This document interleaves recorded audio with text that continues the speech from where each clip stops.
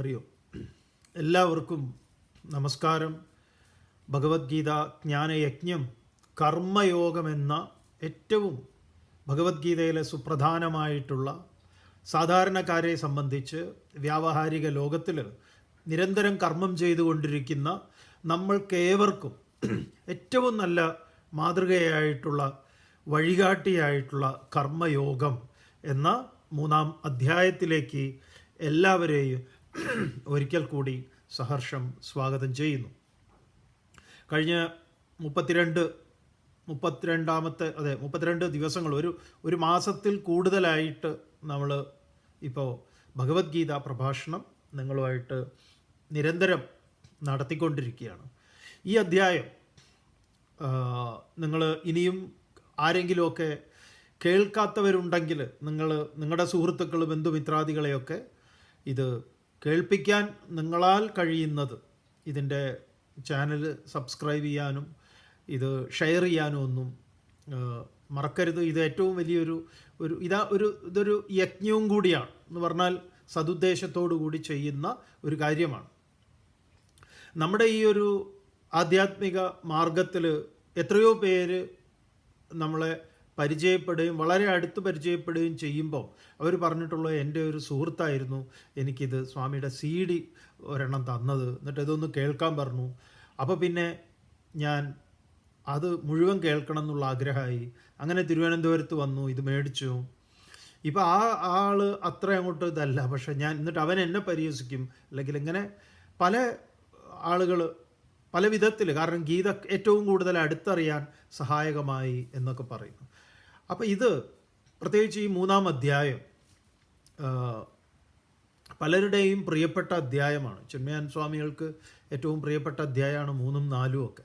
സ്വാമിജിയുടെ ജ്ഞാനയജ്ഞങ്ങളിൽ ഒരുപാട് കർമ്മയോഗവും അതുപോലെ 9-ാം അധ്യായം, ഇതൊക്കെ സ്വാമിജിക്ക് ചില പ്രിയപ്പെട്ട അധ്യായങ്ങളുണ്ട്. കാരണം എന്തുകൊണ്ടെന്നാൽ ഏറ്റവും കൂടുതൽ സാധാരണക്കാരുമായിട്ട് സംവദിക്കാൻ അതിൽ ഒരുപാട് കാര്യങ്ങൾ ഉൾച്ചേർന്നിരിക്കുന്നു. അർജുനൻ്റെ ഗംഭീരമായിട്ടുള്ള ചോദ്യങ്ങളുണ്ട്. ഏതായാലും ഇവിടെ അധ്യായത്തിൻ്റെ ആരംഭത്തിൽ ഏതെങ്കിലും ഒന്ന് നിശ്ചയിച്ചുറപ്പിച്ച് പറഞ്ഞു തരാൻ പറഞ്ഞ ഭഗവാനോട്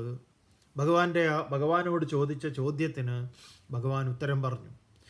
ലോകത്തിൽ 2 നിഷ്ഠകൾ, 2 മാർഗങ്ങളെ അർജുന ഞാൻ ഉപദേശിച്ചിട്ടുണ്ട്. ജ്ഞാനയോഗേന സാങ്ക്യാനാം കർമ്മയോഗേന യോഗിനാം. അപ്പോൾ ഈ 2 മാർഗങ്ങളും, ആ 2 മാർഗങ്ങളെ ഇനി വിസ്തരിക്കും. അതെങ്ങനെയാണ് 2 മാർഗങ്ങൾ ഒന്നാവുന്നത്, ഒരു വഴി 2ആയി പിരിഞ്ഞിരിക്കുന്നത് എങ്ങനെയാണ്, ഈ കാര്യങ്ങളെല്ലാം ബോധിപ്പിക്കുന്നുണ്ട്.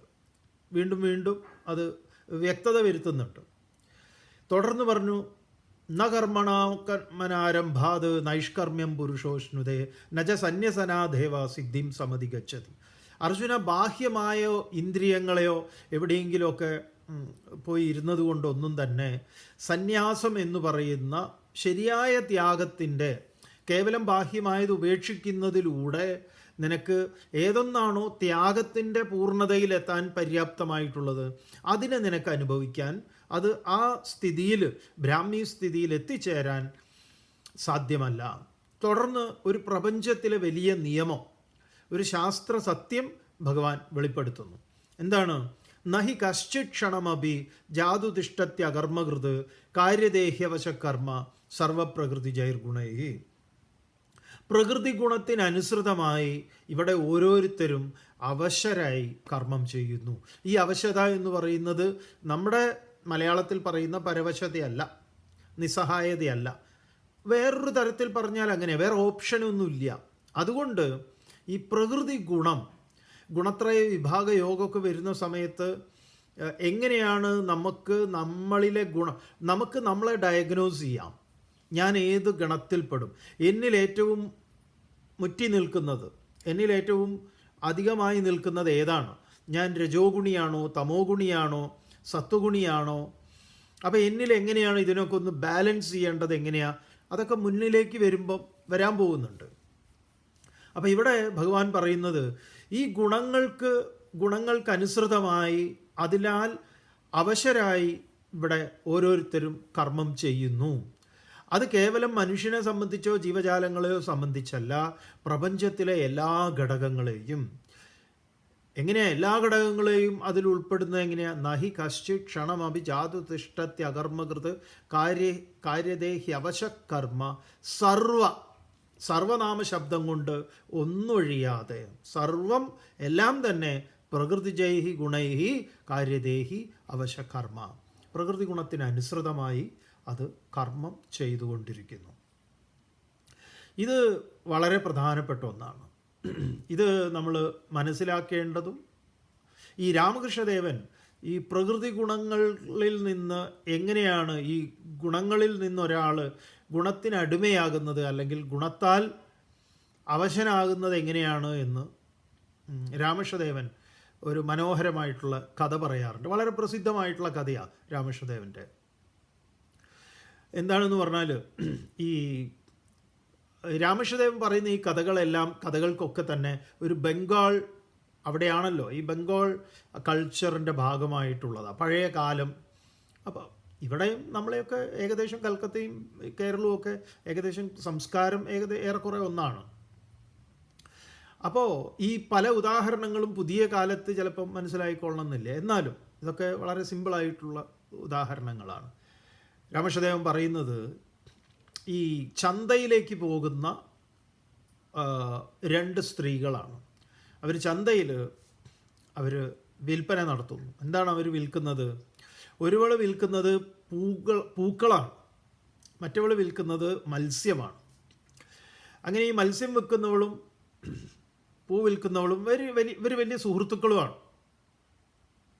അങ്ങനെ മത്സ്യവിൽപ്പനയും പൂവിൽപ്പനയും ഒക്കെ കഴിഞ്ഞിട്ട് തിരിച്ചു പോരുമ്പോൾ, അന്ന് ചന്തയായതുകൊണ്ട് കുറച്ച് കൂടുതൽ ആൾത്തിരക്കുണ്ടായിരുന്നു. ഇവർക്ക് എല്ലാം വിറ്റഴിക്കാൻ സാധിച്ചു, വളരെ സന്തോഷമൊക്കെയാണ്.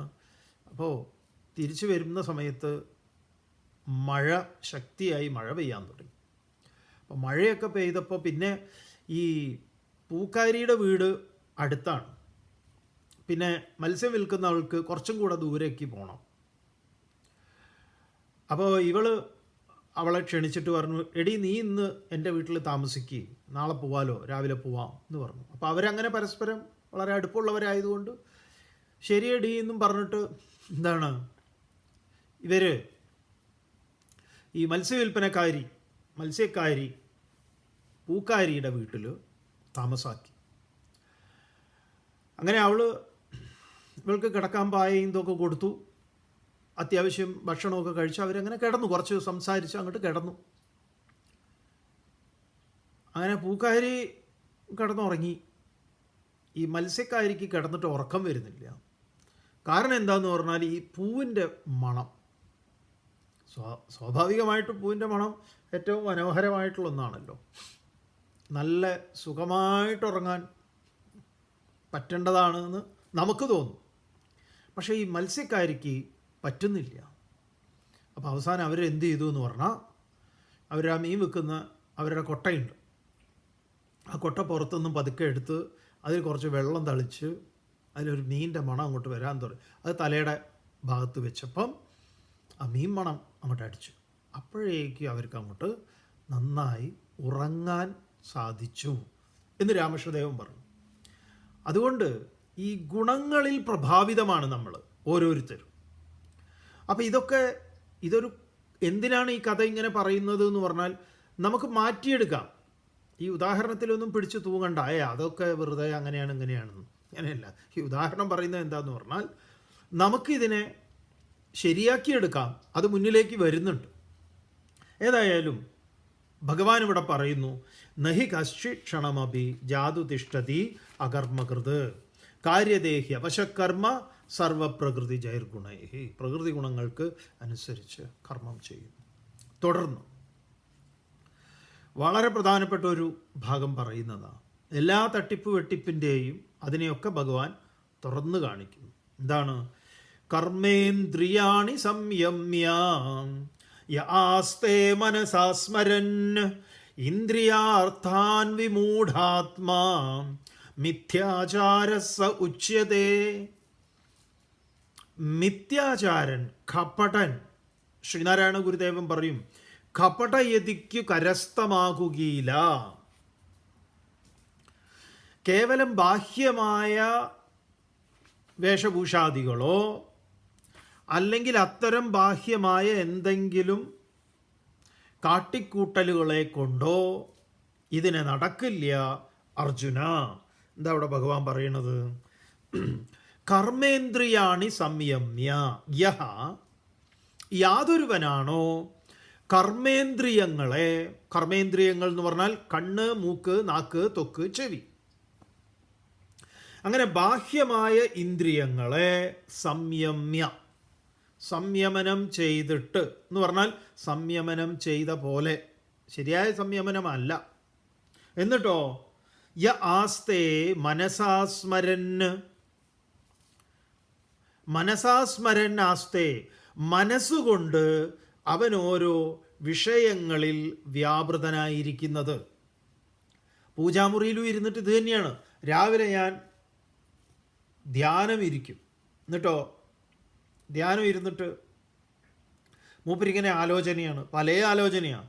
കൃഷ്ണനെ ഞാൻ ആദ്യം ധ്യാനിക്കാം, കൃഷ്ണൻ, ഭഗവാൻ കൃഷ്ണൻ എന്ന് പറയുമ്പോഴേക്കും അപ്പുറത്തെ കൃഷ്ണനെക്കുറിച്ച് ഓർമ്മ വന്നു. ആ കള്ളൻ എന്നോട് 100 രൂപ കടം മേടിച്ചിട്ട് ഇതാ നാളെ തരാമെന്നും പറഞ്ഞിട്ട് ഇപ്പോൾ ഒരാഴ്ചയായിട്ട് അവനെ രാവിലെ തന്നെ പോയിട്ട് എന്ന് പറഞ്ഞ ആ കൃഷ്ണൻ. അങ്ങനെ അവനുമായിട്ട് ബന്ധപ്പെട്ട വേറെ ഒന്ന് കൃഷ്ണനെ ധ്യാനിക്കുക. ഇങ്ങനെ ഇരുന്ന് ഓരോന്ന് ധ്യാനിച്ചു കൂട്ടുക. എന്താണ്? ഇരിപ്പാണ്. പുറത്തുനിന്ന് നോക്കുന്ന ഒരാൾക്കോ ഒന്നുമില്ല, ഡൈനാമിറ്റ് വെച്ച പോലെ. തീ കൊടുത്താൽ അപ്പം പൊട്ടും, പക്ഷെ പൊട്ടാതിരിക്കുമ്പോഴോ കുഴപ്പമൊന്നുമില്ല. അപ്പം യസ്ത്വിന്ദ്രിയാണി മനസ നിയമ്യ ഇവിടെ കർമ്മേന്ദ്രിയാണി സംയമ്യ യ ആസ്തേ മനസാ സ്മരൻ. ബാഹ്യമായിട്ടുള്ള കർമ്മേന്ദ്രിയങ്ങൾ, കണ്ണ്, മൂക്ക്, നാക്ക്, ത്വക്ക്, ചെവി, ജ്ഞാനേന്ദ്രിയങ്ങൾ, കൈകൾ, കാലുകൾ. കർമ്മേന്ദ്രിയം എന്ന് പറയുമ്പോൾ പ്രധാനമായിട്ട് 2 കൈകളും കാലുകളും വാഗീന്ദ്രിയവും, ഇതൊക്കെ 2 വിസർജനേന്ദ്രിയങ്ങളാണ്. ഇതിനെല്ലാം അടക്കി വെച്ചിരിക്കുക. പുറത്തുനിന്ന് നോക്കുന്ന ഒരാൾക്ക് കാര്യങ്ങളൊന്നും ഇവനൊന്നും ചെയ്യുന്നില്ല, ധ്യാനനിരതനാണ്. ചിലപ്പോൾ ഗുഹയ്ക്കകത്തായിരിക്കും ഇരിക്കുന്നത്, എവിടെയെങ്കിലും ആയിരിക്കും. അങ്ങനെ ഇരിക്കുകയാണ് മൂപ്പര്. എന്താ മൂപ്പരുടെ ആലോചന? അന്യനെ പാര വയ്ക്കേണ്ടതിനെക്കുറിച്ച്, കൊള്ളി വയ്ക്കേണ്ടതിനെക്കുറിച്ച്, അന്യൻ്റെ അപരൻ്റെ നാശത്തെക്കുറിച്ചുള്ള മൂപ്പരുടെ ധ്യാനമാണ്. നേരത്തെ പറഞ്ഞതാണ് സർവനാശത്തിനുള്ള ധ്യാനം. ധ്യായതോ വിഷയാൻ പുംസഃ സംഘസ്തേഷു ഉപജായതേ സംഘാത് സഞ്ജായതേ കാമഃ കാമാത് ക്രോധോ വിജായതേ. മറന്നോ വരുത്. ക്രോധാത് ഭവതി സമ്മോഹഃ സമ്മോഹാത് സ്മൃതിവിഭ്രമഃ സ്മൃതിഭ്രംശാത് ബുദ്ധിനാശഃ ബുദ്ധിനാശാത് പ്രണശ്യതി. ഈ നാശത്തിനുള്ള ധ്യാനത്തിലാണ് മൂപ്പർ. അതങ്ങനെ ഇരിക്കും. എന്നിട്ടോ പരിപാടി ഇതൊക്കെയാണ്. കർമ്മേന്ദ്രിയാണി സംയമ്യ യ ആസ്തേ മനസാ സ്മരൻ. മനസ്സുകൊണ്ട് പല വിഷയങ്ങൾ. ചിന്മയാൻ സ്വാമികൾ ഇത് പറയുമ്പോൾ ഭയങ്കര തമാശയൊക്കെയായിട്ടാണ് സ്വാമിജി പറയുക. ഹിമാലയത്തിൽ ഉത്തരകാശിയിൽ അങ്ങനെ ഇരിക്കുമ്പോൾ സ്വാമിജിയെ തന്നെ പരിഹസിച്ചുകൊണ്ട് പറയും, ഉത്തരകാശിയിൽ അങ്ങനെ ഇരുന്ന് ധ്യാനിക്കുന്ന സമയത്ത് പറയുമ്പോൾ നോക്കുമ്പോൾ ഉത്തരകാശിയാണ്, ഹിമാലയമാണ്. അങ്ങനെ ധ്യാനനിരതനായിട്ടിരിക്കുമ്പോൾ പെട്ടെന്ന് ആ സുവോളജിക്ക് പഠിച്ച ആ ലളിത, അവളിപ്പോൾ എവിടെയാണ് അവൾ? എവിടുന്ന് വന്നുകൂടിയതാണ് ഈ ലളിത? സുവോളജിയിലുണ്ടായിരുന്ന ലളിത. ഒരു ബന്ധവുമില്ല, ഒന്നുമില്ല. പക്ഷേ എവിടെയൊക്കെയോ ഉറങ്ങിക്കിടക്കുന്നത്. പിന്നെ അങ്ങോട്ട് തുടങ്ങുകയായി, കോളേജ് ക്യാമ്പസിലേക്ക് പോവുകയായി. അന്നത്തെ ഒരു കാലം. സംഭവം എന്താണ്? പൂജാമുറിക്ക് മുന്നിലാണ്, മെഡിറ്റേഷനിലാണ്. രാവിലെ പലരും മെഡിറ്റേഷനിൽ ഇരിക്കാറുണ്ട്. പരിപാടി എന്താണെന്ന് വെച്ചാൽ ഇതാണ്. ചിലരുണ്ട് ഇങ്ങനെ മെഡിറ്റേഷനിലൊക്കെ ഇരിക്കുമ്പോണ്ടല്ലോ, ഇവിടെയൊക്കെ വന്ന് കൊതുകൊക്കെ വന്ന് ഇങ്ങനെ ഇരിക്കുകയെ. ആ കൊതുക് വന്നാൽ അതിനെ അങ്ങോട്ട് തട്ടിയാൽ മതിയല്ലോ. പക്ഷെ മൂപ്പരത് ചെയ്യില്ല. മൂപ്പരിങ്ങനെ ഇങ്ങനെ കിടന്നു. എന്തിനിങ്ങനത്തെ കാപട്യങ്ങളൊക്കെ? അതിൻ്റെ ഒന്നും ആവശ്യമില്ല. ധ്യാനം എന്ന് പറഞ്ഞാൽ വിവേകാനന്ദ സ്വാമികൾ പറഞ്ഞ പോലെയാണ്. നിങ്ങൾ ഒരിക്കൽ അത് പഠിച്ച് അഭ്യസിച്ചാൽ പിന്നെ നിങ്ങൾക്ക് കാളവണ്ടിയിലും ചെയ്യാം, സൈക്കിൾ ഓടിക്കുമ്പോഴൊക്കെ. ധ്യാനം കണ്ണടച്ചിങ്ങനെ ഇരിക്കുക എന്നുള്ള പരിപാടി മാത്രമല്ല, അതിവിടെ ഭഗവാൻ അതിനെ പൊളിക്കാൻ പോവുക. അപ്പം കർമ്മേന്ദ്രിയാണി സംയമ്യ യ ആസ്തേ മനസാ സ്മരൻ ഇന്ദ്രിയാർത്ഥാൻ വിമൂഢാത്മാ. ഈ മൂഢൻ പൊട്ടൻ ഇന്ദ്രിയ വിഷയങ്ങളെ മനസാ സ്മരന്, മനസ്സുകൊണ്ട് ഇങ്ങനെ സ്മരിച്ചുകൊണ്ടിരിക്കണു. അവനിങ്ങനെ ഇരുന്നിട്ടിങ്ങനെ ആലോചിക്കുകയാണ്, പല പല പല പല ചിന്തകളാണ്.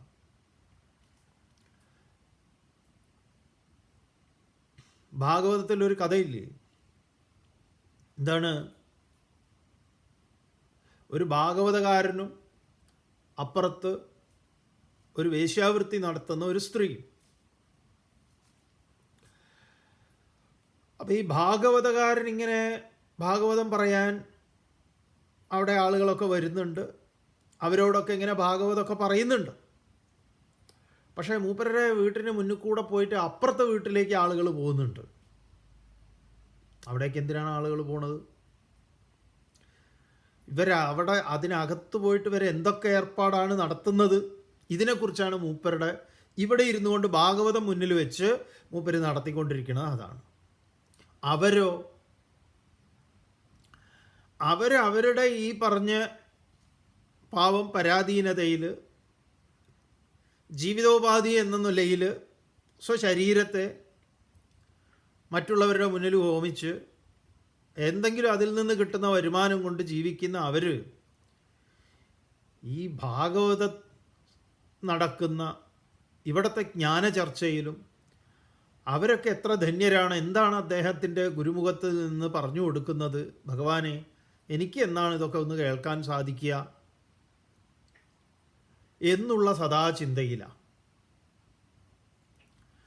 അവരെപ്പോഴും ഭാഗവതത്തെക്കുറിച്ച് ചിന്തിക്കുന്നു, ഇദ്ദേഹം എപ്പോഴും അവിടുത്തെ ആക്ടിവിറ്റിയെക്കുറിച്ച് ചിന്തിക്കുന്നു. അവസാനം ഇവർ രണ്ടുപേരും മരണപ്പെട്ടു കഴിഞ്ഞപ്പോൾ ആ സ്ത്രീ, അവർ സ്വർഗത്തിലെത്തിയെന്ന ഇങ്ങൊരു നരകത്തിലും. ഇവർ രണ്ടുപേരും ഒരുമിച്ച് അവിടെ എത്തിയിട്ട് ഓരോരുത്തരെ ഓരോ വഴിക്ക് വിട്ടപ്പോൾ ഭാഗവതാചാര്യനോട് പറഞ്ഞു, അങ്ങോട്ടേക്ക് പോയിക്കോളാൻ പറഞ്ഞു, നരകത്തിലേക്ക് വിട്ടോളാൻ. അവിടെ ഈ ചിത്രഗുപ്തൻ ഗേറ്റിൽ നിൽക്കുവേ, മൂപ്പരെ ഡയറി നോക്കും ആരൊക്കെ എന്തൊക്കെയാണ് ചെയ്തതെന്ന്. അപ്പോൾ മൂപ്പർക്ക് സംശയമായി ഈ ഭാഗവതാചാര്യന്, അല്ല ഞാൻ ഈ ഭഗവാന്റെ കഥകളൊക്കെ നാട്ടുകാർക്ക് മുഴുവൻ പറഞ്ഞു കൊടുത്ത് എന്നെ നിങ്ങൾ നരകത്തിൽ പറഞ്ഞയച്ച് അവരെ എങ്ങനെയാണ് നിങ്ങൾ ഈ സ്വർഗത്തിലേക്ക് പറഞ്ഞയക്കുന്നത്? അതെങ്ങനെയാണ് ശരിയാവുന്നത്? എന്തൊരു വൈപരീത്യമാണ്. അപ്പോൾ മൂപ്പര് പറഞ്ഞു, അതെ, നിങ്ങളുടെ ചിന്ത മുഴുവൻ അവിടെയായിരുന്നു, അവരുടെ മനസ്സ് മുഴുവൻ ഭാഗവതത്തിലായിരുന്നു. വാസ്തവത്തിൽ നിങ്ങൾ ഈ ഭാഗവതം മുന്നിൽ വെച്ചിങ്ങനെ ഓരോന്ന് പറഞ്ഞു എന്നല്ലാതെ സത്യത്തിൽ ഭാഗവതത്തിൻ്റെ താത്പര്യം നിങ്ങളിൽ പ്രകടമാകുകയോ നിങ്ങളത് മറ്റുള്ളവർക്ക് പകർന്നു നൽകുകയോ ചെയ്തിട്ടില്ല. അതുകൊണ്ട് കയറിക്കൊള്ളാൻ പറഞ്ഞു നരകത്തിലേക്ക്. അപ്പം അതിനെ ശ്ലോകരൂപത്തിൽ ഭഗവാൻ ഇവിടെ പറയുകയാണ്. ആരാണ് ഇന്ദ്രിയാർത്ഥാൻ വിമൂഢാത്മാ മിഥ്യാചാരസ ഉച്യത്തെ? യാതൊരു ദയയും കൂടാതെ ഭഗവാൻ പറയുന്ന വാക്കാണ് മിഥ്യാചാരൻ, കാപട്യക്കാരൻ, കപടൻ. കപടധ്യാനത്തിൻ്റെ ഭഗധ്യാനം എന്ന് പറയും. കൊറ്റി ധ്യാനിക്കുന്നത്, ഇങ്ങനെ ഒറ്റക്കാലിലും മൂപ്പര് ഇങ്ങനെ ഇന്ന് ധ്യാനിക്കും. എന്തിനാ ധ്യാനിക്കുന്നത്? മത്സ്യത്തിനെ പിടിക്കാനാണ്, ഇരയെ പിടിക്കാനുള്ള ധ്യാനമാണ്. അപ്പം അങ്ങനെ ഇന്നിട്ട് ഈ മത്സ്യങ്ങളോ എന്തെങ്കിലും കണ്ടു കഴിഞ്ഞാൽ ഇത് ജീവനില്ലാത്ത എന്തോ ഒരു സാധനമാണെന്ന് തോന്നിക്കോട്ടെ എന്നുള്ള മട്ടിൽ അതങ്ങനെ മുന്നിൽ അവിടെ വന്നാൽ അവനെ കൊക്കുകൊണ്ട് പിടിക്കും. ഈ മിഥ്യാചാരനെ ഭഗവത്ഗീത തുറന്നു കാണിക്കണം. ഇത് നമ്മൾ സ്വയം നമ്മളെ നോക്കാനുള്ള, മറ്റുള്ളവരെ നോക്കിയിട്ട് നമുക്ക് പറയാനുള്ളതല്ല. കർമ്മേന്ദ്രിയാണി സംയമ്യ യ ആസ്തേ മനസാ സ്മരൻ ഇന്ദ്രിയാർത്ഥാൻ വിമൂഢാത്മാ മിഥ്യാചാരസ ഉച്യത്തെ. എന്നാലോ അടുത്ത ശ്ലോകം ഭഗവാൻ ഇതിൻ്റെ സമാനമായ മറ്റൊന്നിനെ, അതിൻ്റെ കൗണ്ടർ പാർട്ടിനെ പറയുന്നു. അതാണ് യസ്പിന്ദ്രിയാണി മനസാ നിയമ്യാരഭതേ അർജുന കർമ്മേന്ദ്രിയൈർ കർമ്മയോഗം അസക്തഃ സവിശിഷ്യതേ. ഇതേ ഏർപ്പാട് നേരെ വിപരീതമായി വ്യത്യസ്തമായ ഭാവത്തെ, ഇതാണ് നമ്മൾ പഠിക്കേണ്ടത്. ഈ 2 ശ്ലോകങ്ങൾ 3-ാം അധ്യായത്തിലെ വളരെ വളരെ പ്രധാനപ്പെട്ടതാണ്. എന്താ ഭഗവാൻ ഇവിടെ പറയുന്നത്? യസ്പിന്ദ്രിയാണി മനസാ യഹാ തു ഇന്ദ്രിയാണി മനസാ, മനസാ ഇന്ദ്രിയാണി യഹ, യാതൊരുവൻ നിയമ്യ ആരഭതേ ഹേ അർജുന, ഹേ അർജുന, അല്ലയോ അർജുന, യഹാ തു, യാതൊരുവനാകട്ടെ, നേരത്തെ പറഞ്ഞു ആരോ ആവട്ടെ, അവൻ ഏതോ മതസ്ഥനാകട്ടെ, ഇവിടെ ഹിന്ദു ആയിരിക്കണമെന്നോ ക്രിസ്ത്യാനി ഒന്നും വിഷയമല്ല, ആരോ ആകട്ടെ എന്നാണ് പറഞ്ഞത്. യഹാതു, ഇന്ന ആളുകൾക്ക് ഇതൊക്കെ സംയമനമൊക്കെ സാധിക്കൂ, ഇല്ല. യഹാതു, യാതൊരുവനാണോ അർജുന ഇന്ദ്രിയാണി മനസ നിയമ്യ,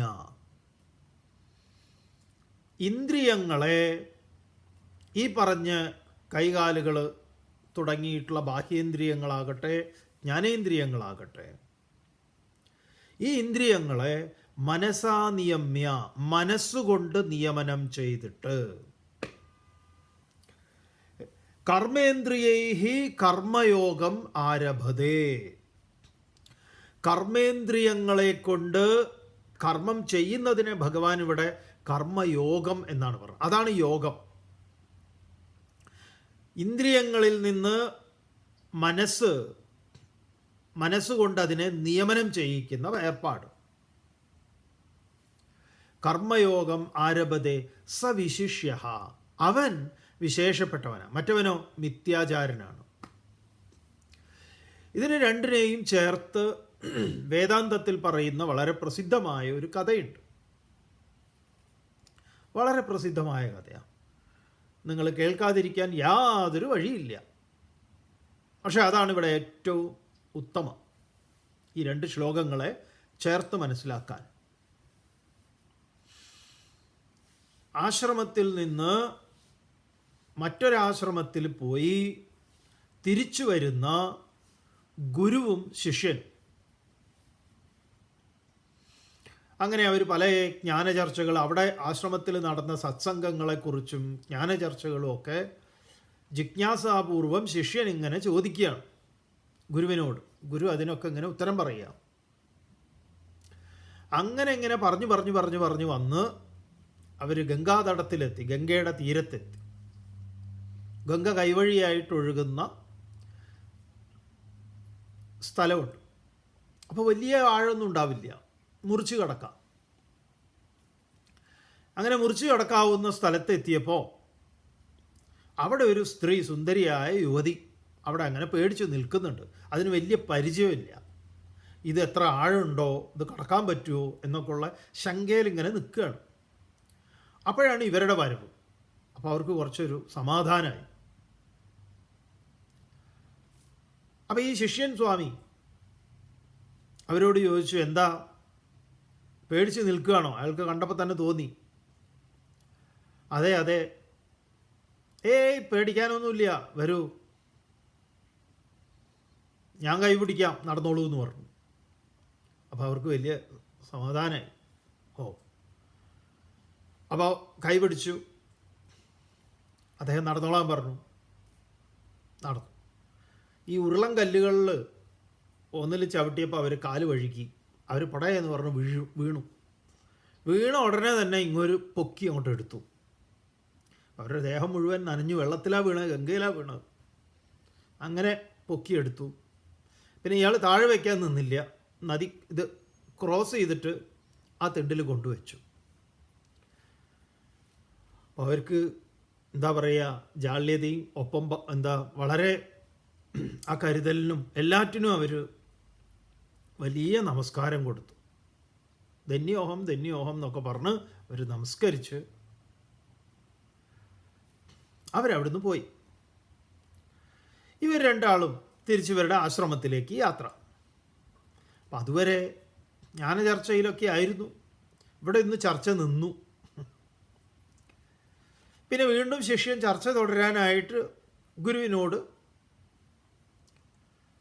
അതിൻ്റെ അനുബന്ധമായ കാര്യങ്ങൾ ചോദിക്കുക. അപ്പോൾ ഗുരു പെട്ടെന്ന് മൗനം പൂണ്ടു. ശിഷ്യന് പെട്ടെന്ന് പിടികിട്ടിയില്ല. അപ്പോൾ മൂപ്പര് വിചാരിച്ചു എന്തായാലും ഗുരു മൗനത്തിലേക്ക് ഇടയ്ക്കിടയ്ക്ക് പോവാറുണ്ട്, അങ്ങനെ ആയിരിക്കാം എന്ന്. അങ്ങനെ ആശ്രമത്തിലെത്തി പതിവ് പോലെ ഗുരുവിൻ്റെ കാലൊക്കെ ഒന്ന് തുടച്ചു കൊടുക്കാൻ വേണ്ടി തുണിയൊക്കെ എടുത്ത് തുടയ്ക്കുമ്പം ഗുരു പറയുക, വേണ്ട, ഒന്നും വേണ്ട, മതിയായി. എന്താണ് ഗുരു, എന്തെങ്കിലും അപരാധം എൻ്റെ ഭാഗത്തുനിന്ന് ഉണ്ടായോ? അപരാധം ഉണ്ടായോന്നോ?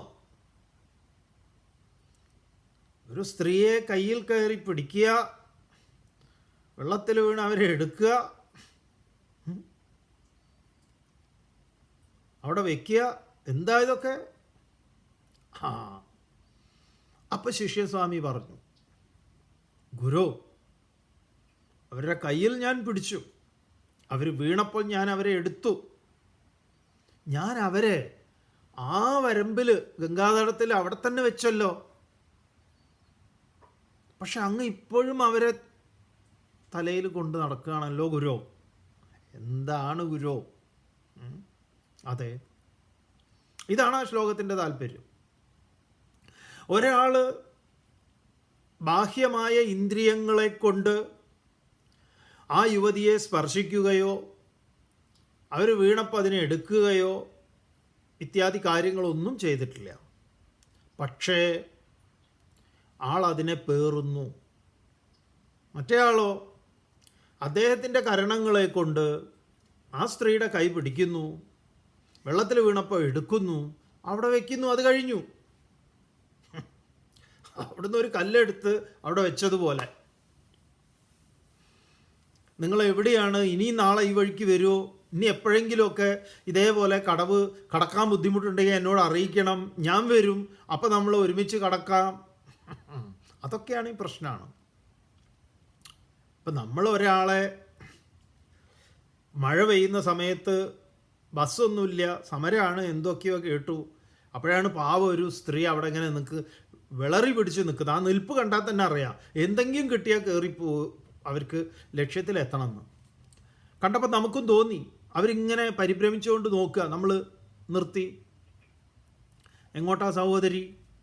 എന്നെ ഇന്നടുത്താണ്, ജംഗ്ഷനിലാണ്, അങ്ങോട്ടേക്കാണോ പോണത്? അതെ, ഞാൻ അതുവഴിയാണ് പോണത്, ഇറക്കാം, കയറിക്കോളൂ. അവർ കയറി. അവരുടെ സാരി കൊണ്ട് തലയൊക്കെ തുടയ്ക്കുന്നുണ്ട് പാവം. വലിയ ഉപകാരം സാറേ. സാർ എവിടെയാ? ഞാൻ അവിടെ അടുത്ത് തന്നെയാണ്. നിങ്ങൾ എവിടെയാണ് ജോലി ചെയ്യുന്നത്? ഞാൻ ഇന്നടുത്താണ് സാറേ ജോലി ചെയ്യുന്നു. ഓ ശരി. മഴ ഇന്ന് സമരമാണ്. ഇന്ന് ഈ സമരവും ഹർത്താലൊക്കെ കാരണം നമ്മുടെ നാട് ശരിയാവില്ല എന്ന്. സാറേ വേഗം വീട്ടിലെത്തണം, എൻ്റെ കുട്ടികൾ സ്കൂളിൽ നിന്നൊക്കെ വന്നിട്ട് അവിടെ ആരുമില്ല, ഇങ്ങനെയാണെന്നൊക്കെ പറഞ്ഞ് അവർ പരിഭ്രമം കൊണ്ട് പോവുകയാണ്. അവരെ ഇറങ്ങാൻ നേരത്ത് തുടങ്ങി, നമ്പറുണ്ടോ? എന്ത് നമ്പറാണ് സാറേ? വാട്സാപ്പ് ഉണ്ടോ?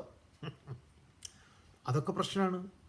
നിങ്ങൾക്കൊരാളെ ഒരു സ്ഥലത്ത് ഒരു സഹായം ചെയ്യാം, കഴിഞ്ഞു. പിന്നെ വാട്സാപ്പ് ഉണ്ടോ, ട്വിറ്ററിലുണ്ടോ, ഫേസ്ബുക്കിലുണ്ടോ? ഞാൻ ഇന്നടത്തൊക്കെ ഉണ്ട്, എന്നെ കിട്ടും, നമ്പർ തരൂ, ഞാൻ വിളിക്കാം.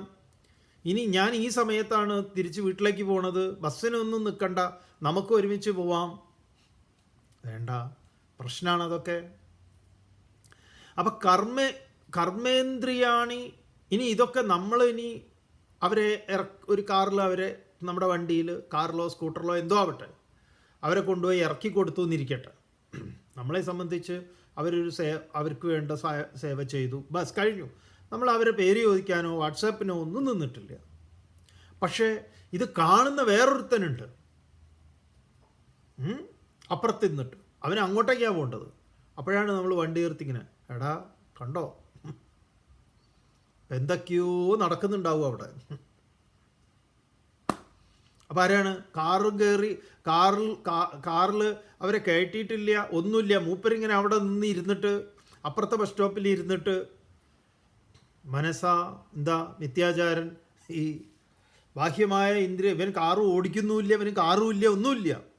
പക്ഷേ ഈ മിഥ്യാചാരൻ എന്ത് ചെയ്യുന്നുണ്ട്? കർമ്മേന്ദ്രിയാണി, ബാഹ്യമായ കർമ്മേന്ദ്രിയങ്ങളെയൊക്കെ സംയമനം ചെയ്ത് അവിടെ വെച്ചിട്ടുണ്ട്.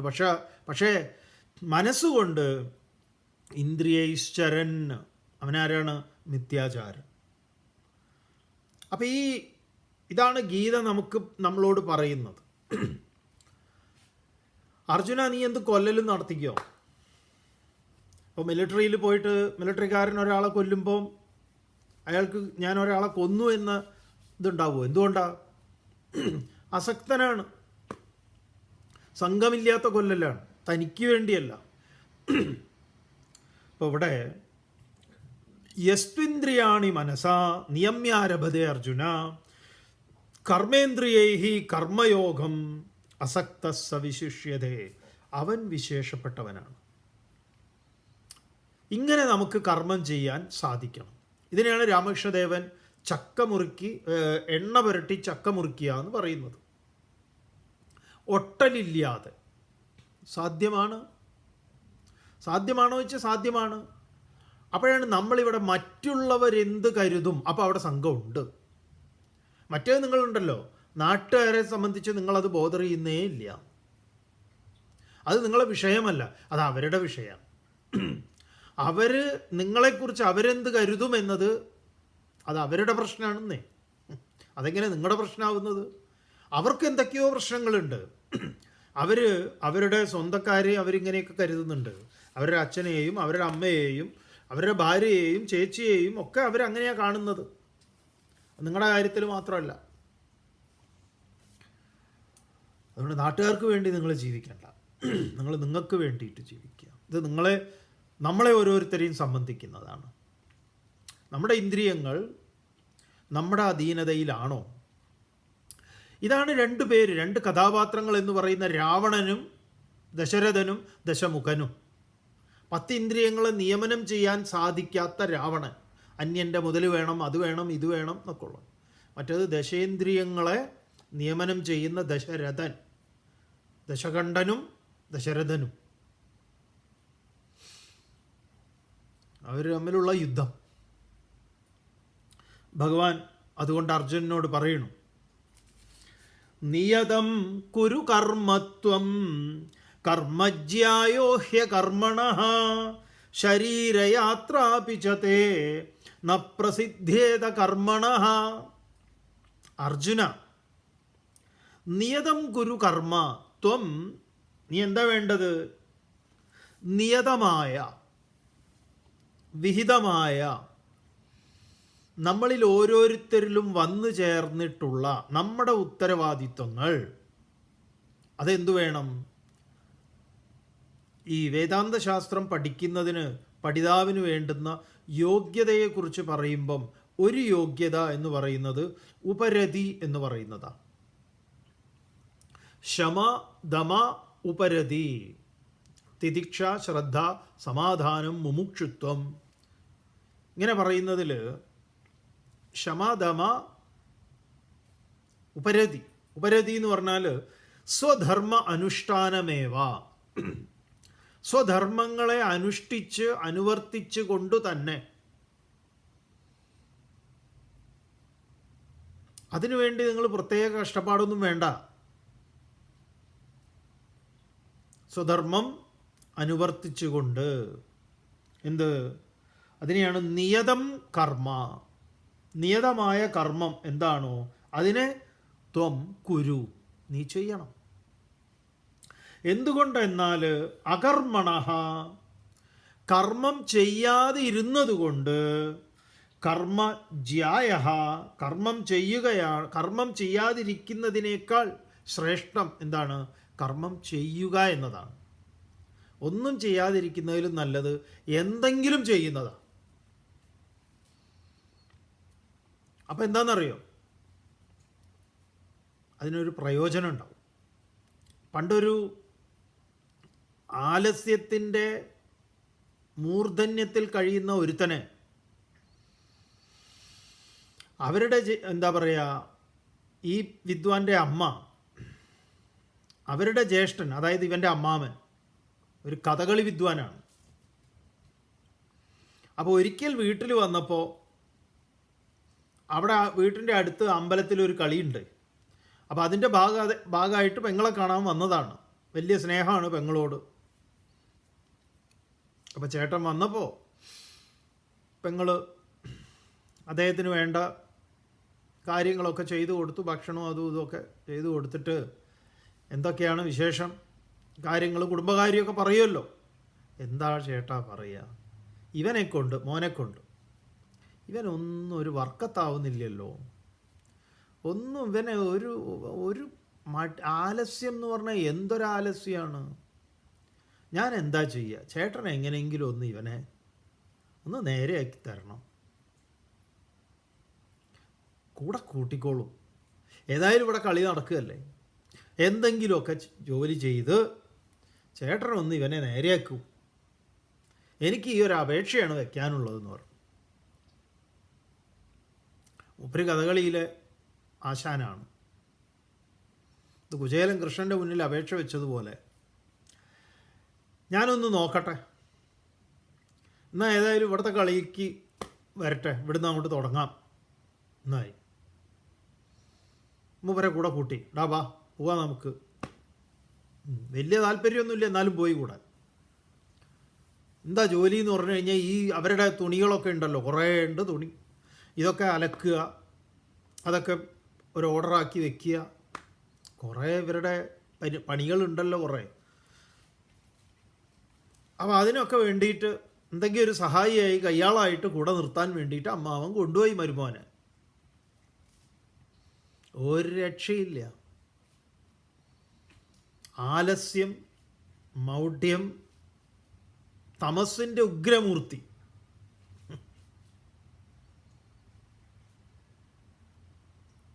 ഇദ്ദേഹത്തിന് ഒരു ദിവസം ക്ഷമ കെട്ടു. അദ്ദേഹം എന്ത് ചെയ്തു എന്ന് പറഞ്ഞു കഴിഞ്ഞാൽ ഒരടി അങ്ങോട്ട് കൊടുത്തു, പുറത്ത് നടുപ്പുറത്ത് നോക്കി ഒരടി കൊടുത്തു. എന്നിട്ട്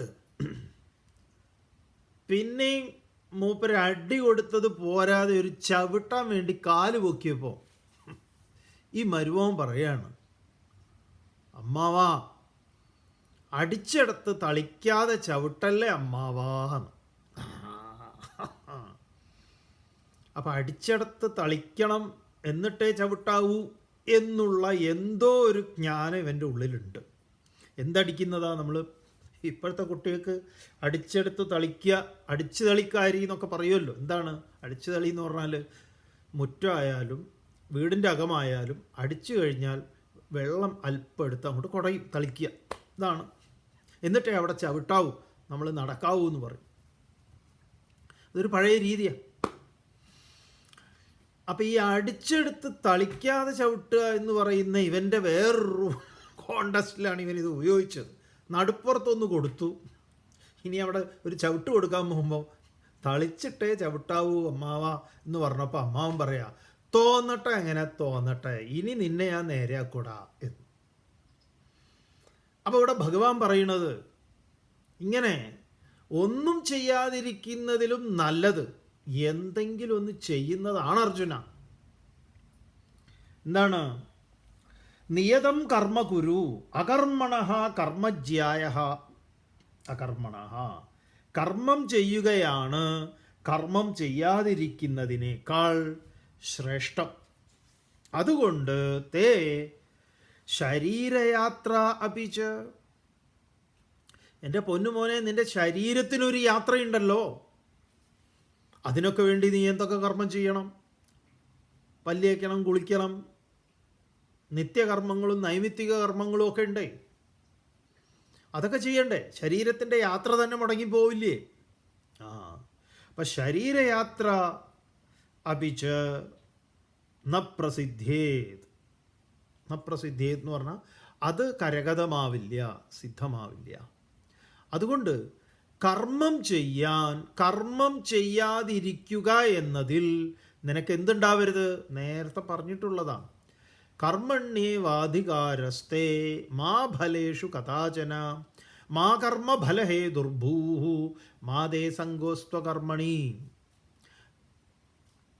കർമ്മം ചെയ്യാതിരിക്കുക എന്നതിൽ നിനക്ക് സംഘം ഉണ്ടാകരുത്.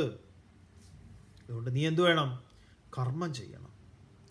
തുടർന്ന് ഭഗവാൻ ഈ 3-ാം അധ്യായത്തിലെ അതിഗംഭീരമായ ശ്ലോകം അവതരിപ്പിക്കുന്നു. അർജുന, നിനക്ക് ഞാൻ നാളെ പറഞ്ഞു തരാം. ഓം പൂർണ്ണമദഃ പൂർണ്ണമിദം പൂർണ്ണാത് പൂർണ്ണമുദച്യത്തെ പൂർണ്ണസ്യ പൂർണ്ണമാദായ പൂർണ്ണമേവാവശിഷ്യത്തെ. ഓം ശാന്തി ശാന്തി ശാന്തി.